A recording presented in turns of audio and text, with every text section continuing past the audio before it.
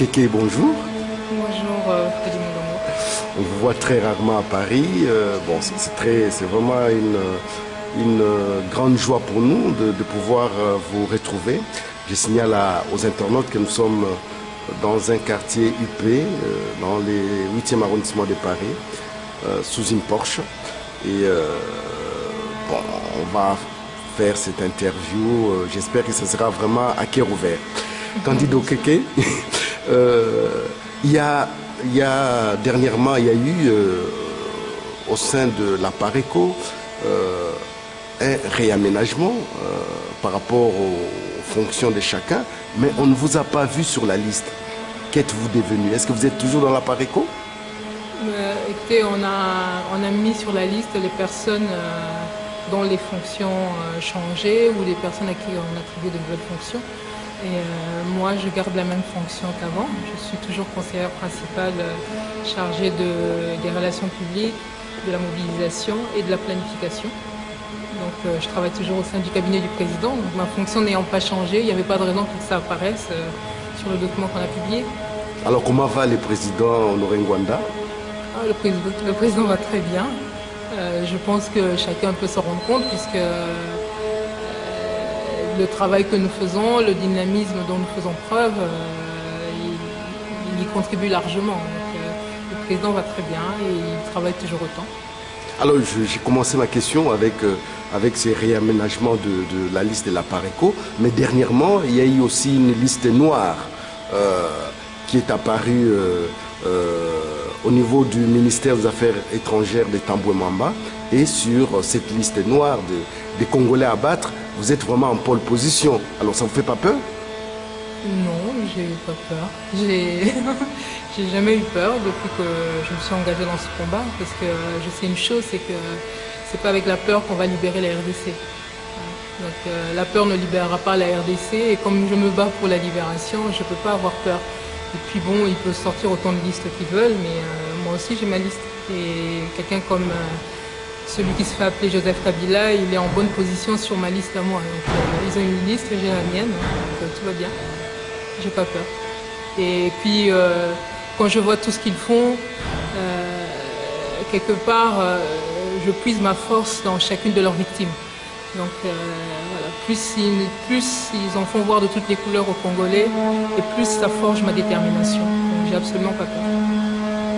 Candide Okeke, en 2006, lors des élections Louis Michel, il y a quand même l'ombre d'Honoré Ngwanda qui planait sur ces élections-là, avec ses révélations, avec sa volonté à ce qu'il y ait quand même les tests ADN de Joseph Kabila pour prouver qu'il était le fils de Laurent Désiré Kabila, etc. etc. Mais on est à 3 mois des élections de 2011. On a l'impression que l'ombre d'Honoré Ngwanda n'y est plus. Qu'est-ce qui s'est passé pendant ces 5 ans? Écoutez, nous, il y a quelque chose qui caractérise la Pareco, qui est la constance. Alors, en 2006, nous avions un travail de mobilisation, de sensibilisation de la population que nous devions mener. Et nous l'avons fait, effectivement, parce que la population en avait besoin, essayer de faire comprendre la problématique de l'occupation. Nous sommes investis, effectivement. Mais aujourd'hui, au bout de 4-5 ans, on estime que la mobilisation que nous avions à faire à l'intérieur du pays a largement porté ses fruits. Nous avions besoin que les Congolais comprennent que notre pays était sous une imposture et qu'il y avait aussi donc, ce problème d'occupation. Aujourd'hui, quand vous entendez la population chanter Zongsaï na Rwanda, on se rend compte que non, notre travail a payé, puisque maintenant les gens ont compris. Maintenant, les gens se posent des questions sur ces élections et sur leurs véritables objectifs. Et donc, en 2006, le travail que nous avions à faire n'est pas le même que celui que nous avions à faire aujourd'hui. En 2006, c'était plus un travail d'information, etc. Et à partir de maintenant, depuis quelques temps, notre concentration se porte plus sur l'action que nous avons à mener, puisque aujourd'hui, la population a quand même bien reçu notre message. L'évaluation qu'on fait sur le terrain montre que le message est passé. Donc le président est là, il est là quand, comment dire, il se manifeste peut-être publiquement ou plus ouvertement quand c'est nécessaire. Mais aujourd'hui, vous savez, je vois la fréquentation de notre site, je vois le nombre de gens qui regardent les vidéos que nous avons, même sur YouTube, etc. Ben, écoutez, les gens continuent. Tous les messages que les gens, certains n'ont pas eu peut-être en 2006 ou entre-temps, ils l'ont maintenant. Donc le président est présent. Ces livres sont là, le nombre de personnes qui nous contactent pour avoir les livres, donc ne fait qu'augmenter aussi. Les gens s'intéressent de plus en plus. Donc non, je pense que le travail continue à se faire à son rythme. Et là, il est quelque part, le président est plus présent que jamais. Parce que la différence, par exemple, entre 2006 et aujourd'hui, si vous regardez au niveau des médias du gouvernement d'occupation, on parle plus de lui aujourd'hui à travers leurs propres médias. Ça prouve à quel point, quelque part, il est présent. Et d'autant plus qu'il les dérange de plus en plus et il le manifeste ouvertement même. Alors, lors des élections Louis Michel de 2006, la Pareco avait une position très claire. Il ne fallait pas y aller. C'était cautionner l'imposture. Et quelle est votre position aujourd'hui à 3 mois des élections de novembre? Écoutez, bon, M. Freddy Moulongo, je sais quand même que vous devez nous suivre un petit peu. Et avec tout ce qu'on produit comme documents, comme mémos, comme communiqués, etc., je pense que les gens qui sont attentifs à ce que nous faisons savent que notre message n'a pas changé. Il ne faut pas aller à ces élections. L'occupation, organiser des élections sous l'occupation, c'est aller vers l'impasse. Et ça va se confirmer dans les jours à venir. La population ne pourra pas trouver son compte à travers ce processus.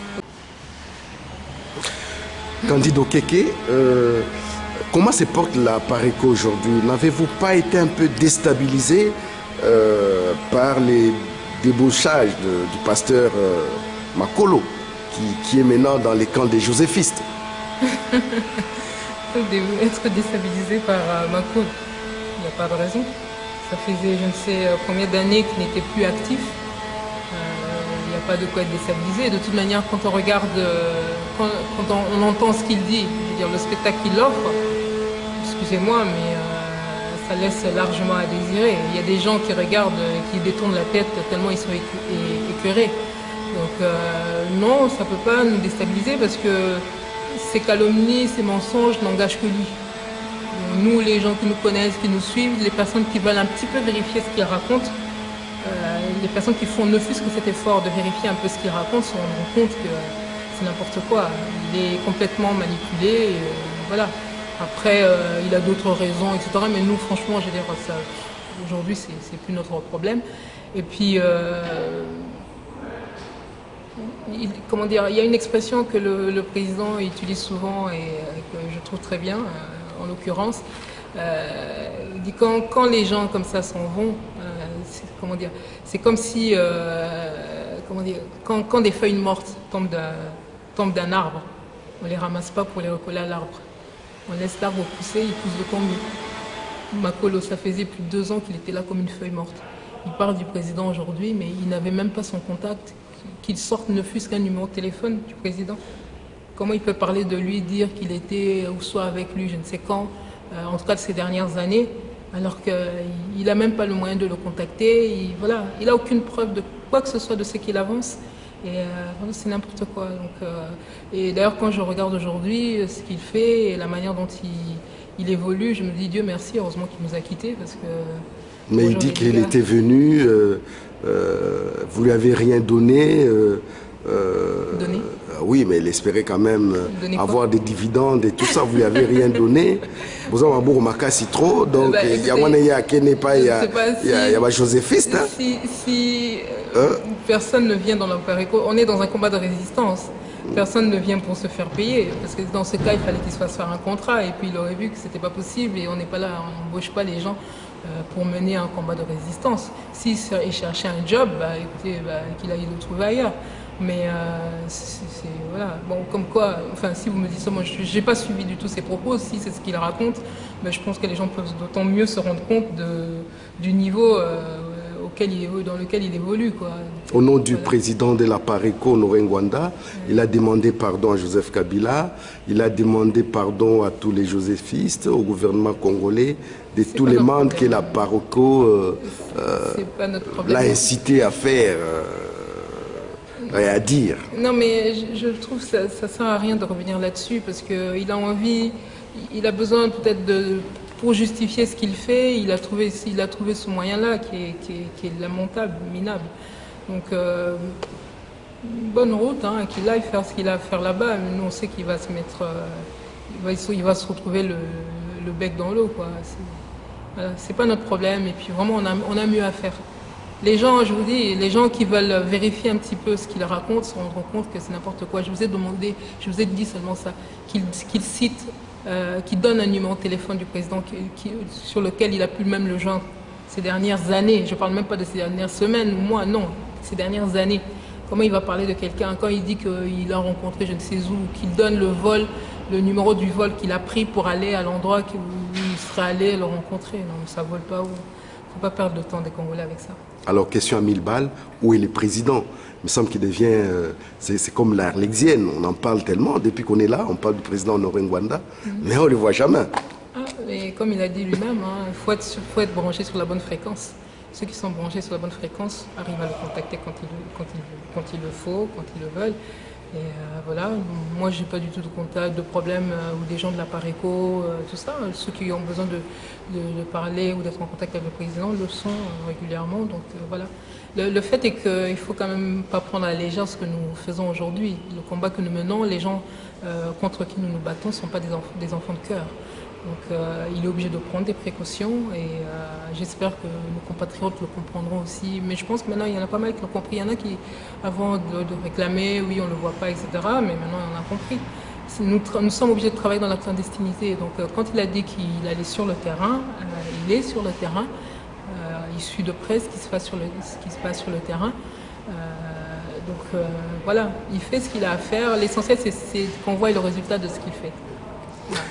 Candido Keke, vous faites partie des 3 dames congolaises de la résistance.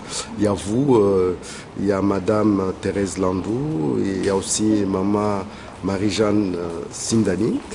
Vous étiez les 3, en fait, 3 dames qui il y a déjà longtemps, faites parler quand même la résistance dans ces combats contre les pouvoirs d'occupation. Alors, Marie-Thérèse Landou est allée dernièrement à Kinshasa. Et elle est rentrée, elle est courageuse, hein? Comment tu analyses ça? Moi, je n'ai pas analysé ce qu'elle fait ou pas. J'étais un peu perplexe, comme beaucoup de Congolais, hein, de voir qu'elle est décidée d'y aller. Bon, j'ai suivi l'interview qu'elle a accordée à M. Cheikh Fita sur le compte-rendu qu'elle a fait un petit peu de son voyage. Je n'ai rien à dire de particulier là-dessus. Je pense que c'est une personne adulte. Tu ne te convaincs pas? Disons qu'au niveau de la PARECO, on ne travaille pas simplement sur ce que les gens disent. Hein. Donc, on a nos réseaux. Vous avez d'autres infos que... Voilà. Non, c'est-à-dire qu'on a nos réseaux et n'ayant pas eu de contact non plus avec elle pour savoir exactement ce qui s'est passé ou quoi, enfin, je n'ai pas de jugement là-dessus. Par contre, je retiens une chose que j'ai trouvé très intéressante dans ce qu'elle a dit. Elle a dit que son parti ou sa plateforme, enfin, le Congo Pax ou le Congo en légitime défense, réclamait des élections, mais sans Joseph Kabila. Enfin, sans celui qui se fait appeler Joseph Kabila. Et ça, j'ai trouvé ça très intéressant. Et à mi-chemin entre notre position et celle des opposants qui sont sur le pays. Et beaucoup, je pense que ça, c'est aller plus dans la bonne direction. Parce qu'aujourd'hui, nous aussi, nous disons que nous voudrions bien qu'il y ait des élections dans notre pays. C'est le jeu démocratique. Nous nous battons pour qu'il y ait une démocratie dans notre pays. Mais il faut que les conditions soient réunies. Et une des conditions pour qu'on ait des vraies élections, c'est que des gens comme Joseph Kabila ne fassent pas partie de ce processus. Donc, en tant que juriste, je me suis dit, elle n'a pas trop développé son idée à ce niveau-là, parce qu'il y avait un temps imparti peut-être pour son interview. Mais ça, je trouvais ça intéressant et je pense que... voilà, donc voilà, il y a des choses, je ne sais pas trop qu'est-ce qui s'est passé réellement par rapport à son voyage, parce qu'on n'a pas suivi ça de trop près. Mais bon, voilà. Parce que les gens étaient un peu inquiets que se fasse arrêter là-bas, alors qu'il y a quand même une pétition au niveau de la TPI qui l'attend. Enfin, elle avait initié une pétition et on se disait que ce serait mal qu'elle se fasse arrêter à Kinshasa. Écoutez, moi, je n'aime pas, je ne veux pas spéculer, polémiquer. Si on a quelque chose à dire par rapport à ce voyage-là ou par rapport à ces activités, puisque apparemment, d'après ce que vous insinuez, il y a peut-être des choses qu'on ne nous dit pas. Écoutez, si on a quelque chose à dire par rapport à ça, dans les jours à venir, on le mettra dans notre outil de communication qui est l'œil du patriote. Mais pour l'instant, quand je vous dis, de ce que j'ai vu, moi j'ai retenu plus l'idée qu'elle réclame des élections, oui, mais sans Joseph Kabila. Et je pense que l'opposition ferait bien de plancher là-dessus. Alors ça fait plus de 15 ans, le président Honoré Ngwanda n'est plus au Congo. Et tous ses amis, les Mokolo Ampombo, les Kengo Adondo, les Vundoawe, les Koya Gialo, qui ont travaillé avec Mobutu, sont au niveau du pays. Et c'est toujours lui qu'on diabolise. Et il est quand même étonnant que Kengo Adondo, qui est président du Sénat, se dise qu'il est de l'opposition, alors que c'est lui qui a fait voter la loi pour que on passe des détours à un tour pour faire élire Joseph Kabila. Alors, pourquoi cette volonté de diabolisation? Qu'est-ce que la Pareco pense quand même de tous ces mobutistes qui ont muté en joséphistes? Mais justement, je pense que les Congolais feraient mieux de s'en inquiéter. C'est-à-dire qu'aujourd'hui, le pouvoir de Mobutu, on va pas... Enfin, il est un fait que les Congolais ne pouvaient quand même pas se retrouver complètement dans un tel pouvoir. Et encore, quand je dis ça, c'est un euphémisme. Donc, avoir des gens qui ont géré le pays comme ça a été le cas, en tout cas dans les domaines qui étaient les leurs. Je prends par exemple M. Kengo Adondo qui a été, je crois que c'est il n'y a personne qui a été aussi souvent Premier ministre que M. Kengo. Donc quand on parle souvent de la gestion économique, etc. du pays, je pense que les Congolais feraient peut-être mieux de lui poser peut-être certaines questions, parce que souvent je vois les gens, ils s'en prennent souvent au président de la Pareco, vous avez géré le pays, vous avez fait ceci, vous avez fait cela, mais le président de la Pareco s'occupait de la sécurité, et lui il a travaillé au niveau de la sécurité. Et à ce que je sache, le pays n'a pas été occupé tout le temps qu'il était là, sauf juste quand les Occidentaux ont utilisé les Rwandais et tous les autres pour déstabiliser la RDC. Mais sinon, je pense que c'est un spectacle que je trouve assez lamentable.